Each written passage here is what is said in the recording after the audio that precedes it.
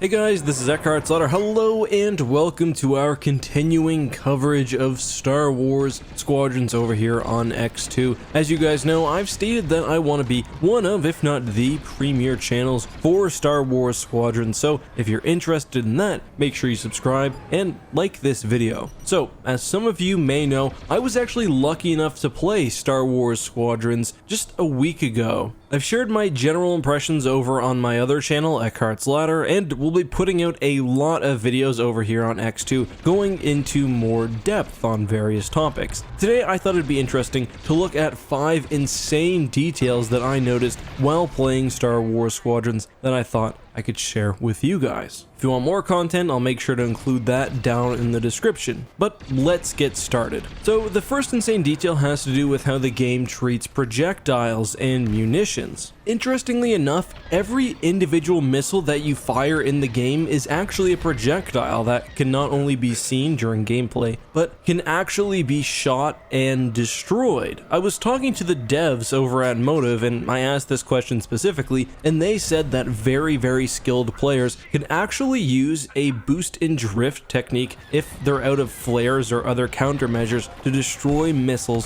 which are trailing them. So I'll include an example of the drift technique on the screen right now. Basically what happens is if you put full power to engines, you get a sort of boost. If you cut engines during this boost, you can do a rapid change in direction. So if you're skilled enough, you can actually use this to shoot missiles which are following you. However, most ships also come with countermeasures, and you can also make missiles miss by traveling through debris, performing crazy maneuvers, getting speed, etc, etc. Some ships will also survive being hit by missiles if they're sturdy enough or if they have power to shields. So my next detail has to do with one specific map, and that is Yavin Prime. Yavin Prime, of course, is the gas giant that the planet Yavin rotates around, and we talked to Ian Fraser during the playtest about Motive's sort of approach to keeping maps balanced. With Star Wars Battlefront 2, for example, and the Starfighter Assault mode, you frequently had situations where you were basically just in empty space and there was no way to find cover or to stay away from enemies. You'd basically spawn and then get shot from the side. Some maps, like the Nadiri shipyards, provide cover through structures or asteroids. However, the Yavin Prime map actually does something completely different and very interesting. So on Yavin Prime, if you're looking to avoid an enemy, what you can actually do is travel down into the gas giant's atmosphere where you'll be obscured by the gases and you won't be visible. Unfortunately, I didn't get any video of this because none of us really knew that it was possible, but I think this is a very interesting way to sort of make a wide open map much more strategic. Now, the trade-off, of course, is that if you're in the atmosphere of the planet, you take damage to your ship. So you've got to really decide when it's worth to pop out and take a pot shot at an enemy. This has me wondering,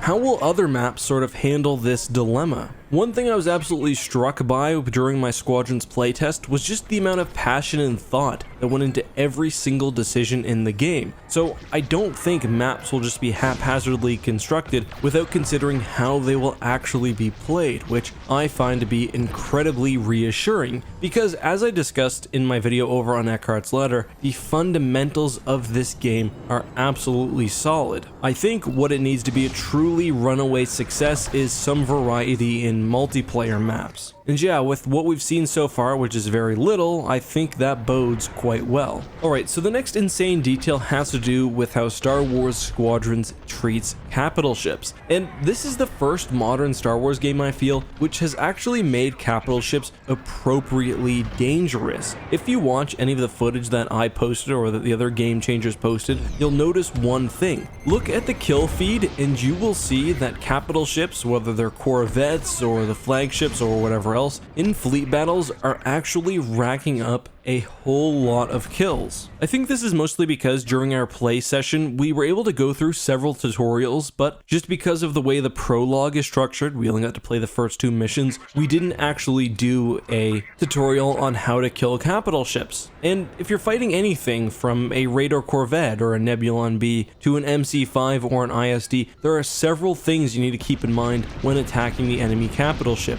First of all, if you stop moving, quite frankly, you will die. Most of the times you'll just straight up be shot out of space by an enemy turbo laser or a protective starfighter. Sometimes it'll take a bit longer and you'll be captured by a tractor beam, but either way, speed is an absolute essential. Alongside speed, you really need to think about how you're moving relative to a capital ship. For example, if you're looking to do damage to the cruiser, you probably want to get under the ship's shields so you can directly damage the systems themselves. You want to make sure you stay away from the engines because, well, they'll cook you and it'll do serious damage. When you're approaching a ship, you'll also want to do maneuvers which will help you avoid turbo lasers because the guns will really be pouring them on, especially if the enemy is on the defensive. So you want to stay fast, you want to stay mobile, you want to strafe capital ships, but not stay around too long because you will be killed. And this is again very unique, and I wish more Star Wars games gave capital ships really the credit that they deserve, especially ships like Nebulon Bs or CR-90s, which, to be honest, are meant to take out starfighters. Alright, so the next detail I want to talk about is something that's crucial to Star Wars Squadrons, and that is ship-based targeting systems. You can target basically anything on the battlefield that flies. Friendly capital ships, friendly starfighters, enemy ships, and it's really useful because it not only tracks the ship, but gives you a variety of crucial information. Squadrons actually does this as well in a very lore-friendly way. Ships are more easily trackable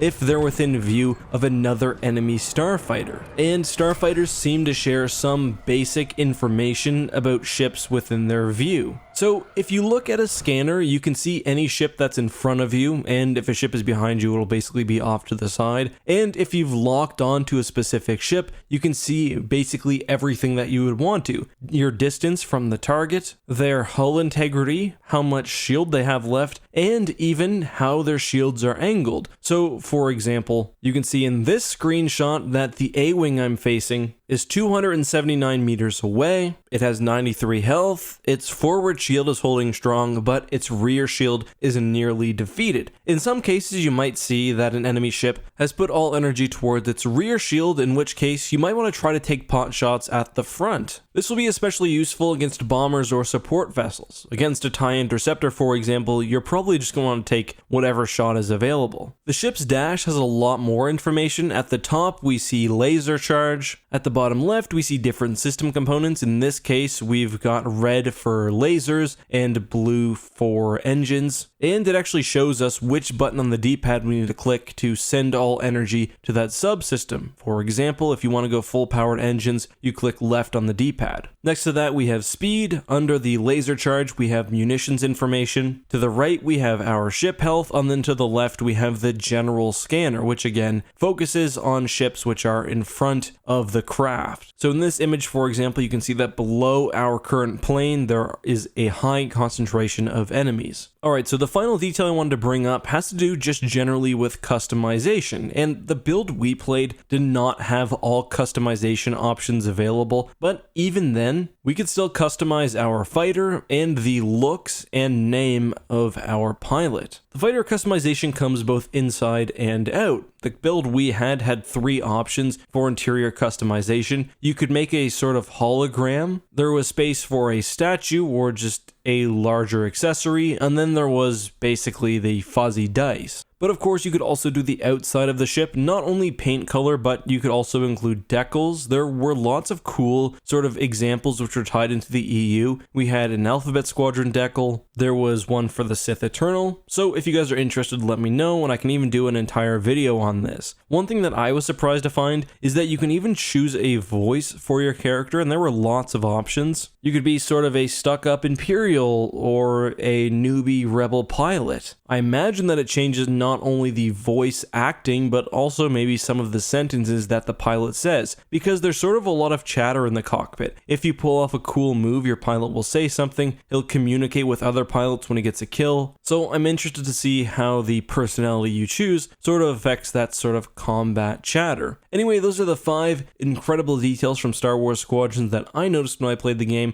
but if you want to see more, make sure you subscribe because we've probably got another Squadrons video ready for you right now. Anyway, until next time guys, this has been your host Eckhartsladder. As always, please be safe and may the Force be with you. See it, take it up.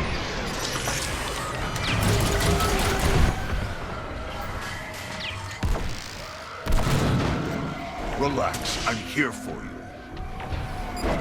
That's one light cruiser lost.